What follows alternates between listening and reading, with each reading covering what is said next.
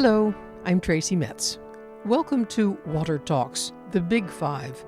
This is a series of 5 conversations with people I interviewed for this podcast about the UN Water Conference and the New York Water Week, made possible by the Dutch Ministry of Infrastructure and Water Management. Some of our guests had such amazing things to say that we wanted to give them more airtime.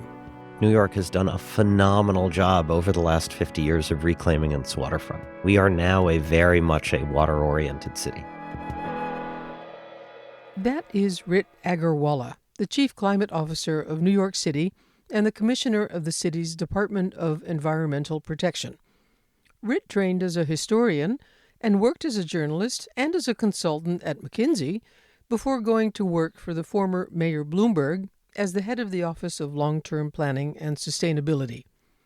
He is deeply invested in using storm protection measures to not just build walls, but to make the city a better place for the people who live there, to give the city what he calls a livable waterfront. I asked him, Rohit, you've been the Chief Climate Officer of New York now for just over a year. It was over 10 years ago that Hurricane Sandy hit. Where does New York stand now with regards to coming back after Sandy? New York has had actually a great decade, and certainly up until the pandemic hit, New York's economy and population and everything had been growing, in fact, even faster than we had predicted before Hurricane Sandy. We had projected that New York would reach 9 million people by 2030. The 2020 census showed us at 8.8 million, much faster than we had expected. I think we'll see over the next year or so whether the people who moved out after the pandemic have returned. And if we want to understand how much better protected we are than we were 10 and a half years ago when Hurricane Sandy hit, I'd say it's a work in progress. There's a lot that's been done. New York has invested more than $10 billion in the last decade in a variety of resilience strategies. The most vivid, of course, is probably the East Side Coastal Resilience Project on the Lower East Side of Manhattan, where we have a seawall with swinging gates, and that itself is a $1.4 billion project or thereabouts that'll protect the most populated residential area that was significantly flooded. But there are billions of dollars of work still to be undertaken, even to complete the protection of Lower Manhattan. And there are a couple of other particular projects. Is also something on the order of $2 billion that's been invested in public housing resilience, not to keep the water out, but to ensure that the buildings can withstand flooding that might happen in the future. One part of the strategy is to keep the water out. One part is actually to be able to bounce back so that either the buildings can operate fully during a flood, or at the very least that a flood might cause a disruption for a day or 2 days, but not a month or 6 months, which many buildings experienced after the flooding after Sandy. To be successful in a highly used urban environment, that kind of waterfront defense has to be multi-purpose, right? You can't just build a wall because we use our waterfront. It's part of our park. It's our access to our ferries, right? I mean, you're elevating parks, you're elevating berms, you're doing a lot of things that involve a lot of heavy infrastructure, right? If you think about a much broader mandate, which is have a livable waterfront, do all of these great things, and make it resistant to coastal inundation, you get a much better result. There are a lot of Dutch designers and engineers involved in redesigning the New York waterfront to prepare for what we know is coming.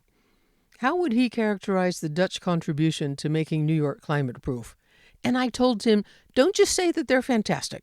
The Dutch contribution to making New York climate-proof has been tremendous. And I think we saw that, of course, just in the person of Henk Ovink. I mean, he personally, I think at this point, very much thinks of New York as his other home and played a huge role in ensuring that our reaction to Sandy was to think broadly about design and about that integrated waterfront. And I think that's been really tremendous. There are a number of Dutch designers and engineering firms involved with many of the projects here in New York. And so I think it has been quite profound. Has it become a new way of working? Has that really taken root, incorporating design into thinking about infrastructure? Yes, you get to incorporating design once you realize that you have to build stuff and there has to be a certain amount of public acceptance of it. Like so many cities, New York has done a phenomenal job over the last 50 years of reclaiming its waterfront. We are now very much a water-oriented city. New York always was, historically. It wasn't. I mean, New York in the 1960s and 70s, like so many other industrial cities, had turned its back on the waterfront. The waterfront was not accessible. The water was filthy. The water was awful. The waterfront was dilapidated piers and abandoned warehouses. And prior to that, it was active warehouses and factories and other uses that were used and obviously had a lot of people doing work in those spaces, but you never thought of the waterfront in New York in the 1930s as an amenity. But that is no longer the case. There are all sorts of other challenges which are perhaps much more frequent than a hurricane. We have more cloudbursts, we have more drought. What are some of the other challenges that New York now faces on a more daily basis? One of the things that we've seen over the last couple of years has been that our rainfall patterns have begun to change as a result of climate change. Traditionally, New York City, for all of its recorded history until 2021, never saw rainfall of an intensity of more than about 4 centimeters per hour. And then in August of 2021, we received Hurricane Henri on the 21st of August, 2021. And that day we broke the record. We got about 4.5 centimeters of rain in 1 hour. And then Hurricane Ida hit, and it gave us more than 9 centimeters per hour in rain. So literally more than double the intensity that New York had ever recorded in its history. And as a result, that night, Hurricane Ida killed 11 New Yorkers, primarily through flooding in basement homes, which is mind-boggling to think of. But it was a very clear wake-up call at the fact that while we had spent the last decade thinking about coastal inundation as our primary risk, rainfall is also a real risk. And significantly, it wasn't just that one storm. So over the course of 2022, we experienced 3 storms, 3 microburst storms. So not across the whole city, but in different parts of the city, that individually were record-breaking storms in terms of intensity, but for Hurricane Ida. Right? And so that is now clearly part of the new normal. It is not something that is just once every decade or two. It's something that we will expect every year, I expect. How is New York going to maintain the infrastructure to gather water in parks and public spaces, requiring infrastructure to be built and maintained while the Parks Department already has a huge backlog of work orders that they can't keep up with now? The maintenance of that kind of infrastructure is a challenge all over the world. I visited Copenhagen last year and visited one of the cloudburst sites and noticed the leaves over all the drain covers. This is something that I think the whole world's going to have to realize, that the more sophisticated your infrastructure, the more precise the maintenance has to be. I know that the water squares in Rotterdam had trouble not so much with the water, but with the plastic bags that blew into the water squares and blocked the drains. How pedestrian can it be? Yeah, so look, I think that's going to be a challenge. And it's also going to confront us with the challenge of how you handle multi-purpose infrastructure when you have institutions that are single purpose, particularly here in New York, where that would come from not only 2 different city agencies, but from 2 different budgets. So in New York, my agency, the Department of Environmental Protection, we get our funding from the water bills that New Yorkers pay. We maintain the water infrastructure. The Parks Department is funded by the property taxes and income taxes that New Yorkers pay. Yes, we are going to have to figure out new ways to maintain this kind of shared infrastructure. Climate change is no longer about policy. It's no longer about ideas. It's about implementation and delivery. We've had 3 mayors who have been focused on climate change. Mayor Bloomberg started the conversation. We had the big ideas in the Bloomberg administration. We came up with big proposals. We got people to think about this. We started the ball rolling. Because you were working in New York then. Yes, I was the head of the Office of Long-Term Planning and Sustainability and launched New York City's first sustainability plan. The de Blasio administration both led and benefited from the post-Sandy reality that climate change was real, which frankly we had to argue for back in 2007, 2008, and put in place a lot of the laws and a lot of the designs. Now it falls to us to get all of that actually to work.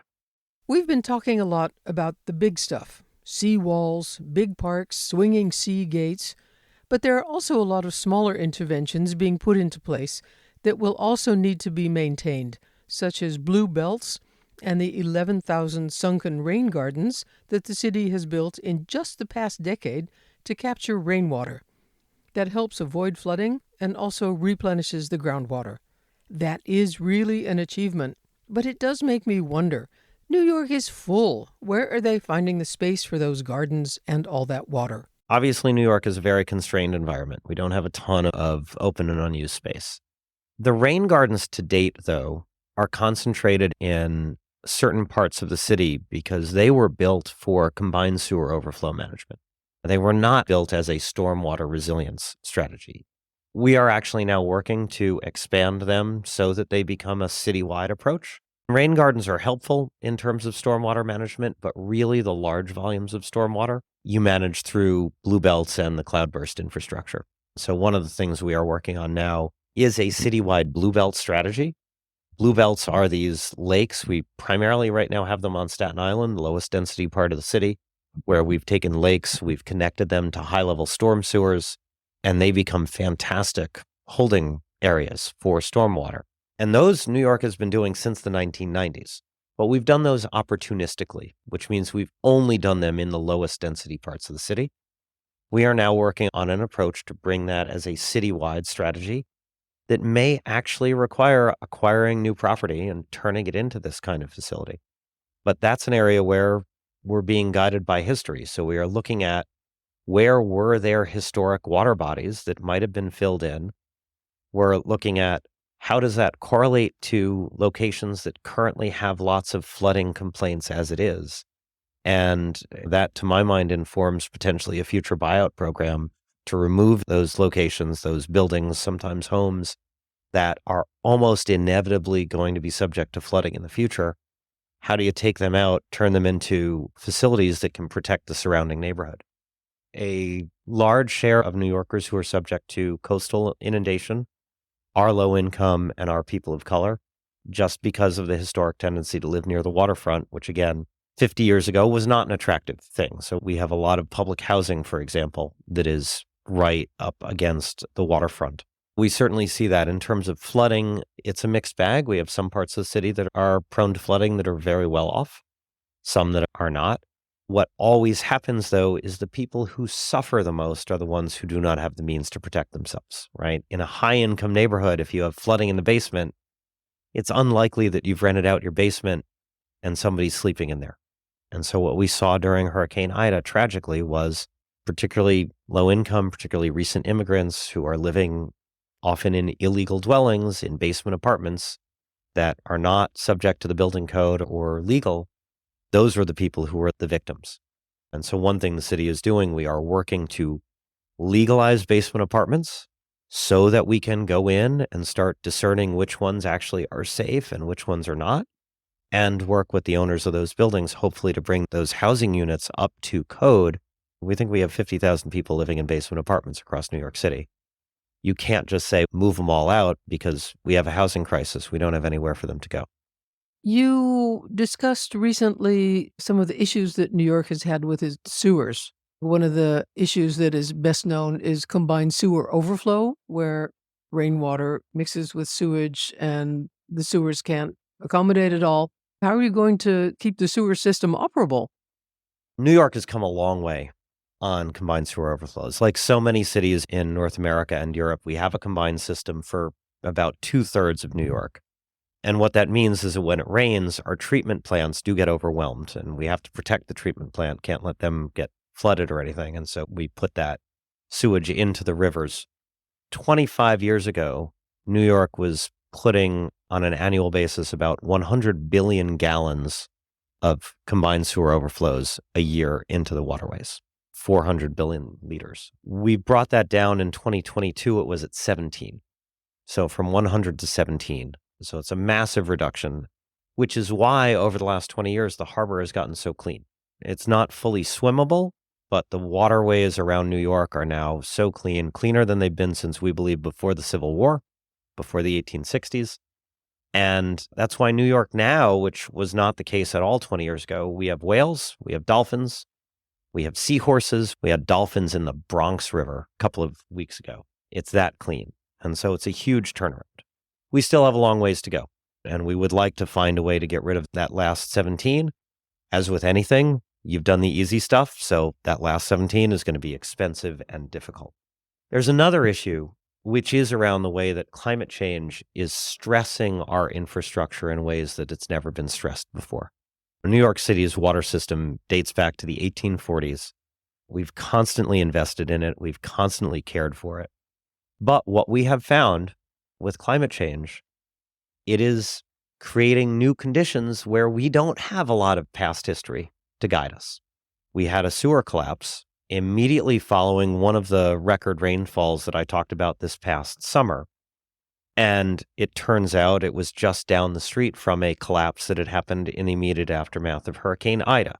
And our engineers figured out that this was a particular design of sewer. It was 100 years old. It had done a great job, served the city very well for 100 years. But it was an innovative design at the time in 1916 when it had been installed. And it was designed very well to withstand compression, the force of the earth and everything above it pushing down on the sewer. It was a really strong sewer. However, its design, if it experienced outward pressure, was prone to weakening. And you can imagine it as Lego blocks. If they get pushed apart, then they're going to collapse.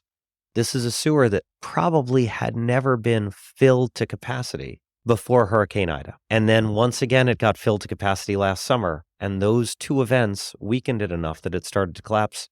We are now planning to replace that whole stretch of that design of sewer because we think it'll happen again. Final question, Rit. The UN organized its first conference on water in almost 50 years, led by the Global North, the Netherlands, and the Global South in the form of Tajikistan. What do you think will come of this conference? I'm a humble municipal official. Far be it from me to think about the global implications of what the UN does. My take on this was a couple of things. Despite our challenges, despite the fact that in the American West we face massive drought issues and we have our own challenges here in New York City, it's so easy to take water for granted. I think that's a big contribution of an event like this. The final shot of the UN conference will be the Water Action Agenda. Does New York have a role in that, or is that all at country level? As a cities guy, one of my frustrations with the UN is that it doesn't allow cities to play a leading role. I think one of the interesting things about water, though, is that in most places around the world, water distribution is a municipal task. I think there is a reasonable chance that if the UN focuses more on water, it will push them to have to work more directly with cities around the world, which I think is only a good thing. And when they do, New York will have a lot to say.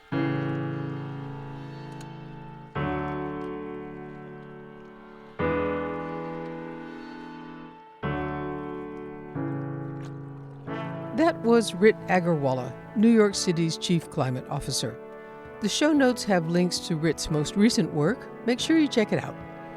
Water Talks is a program by me, Tracy Metz, written and produced together with Jonathan Gruber. This marks the end of this companion series of interviews to Water Talks, The Big Five. Our theme song is called Into the Unknown by Poddington Bear, with additional music from Jason Shaw's Running Waters. Water Talks was made possible by the Dutch Ministry of Infrastructure and Water Management. I'm Tracy Metz. Thanks for listening.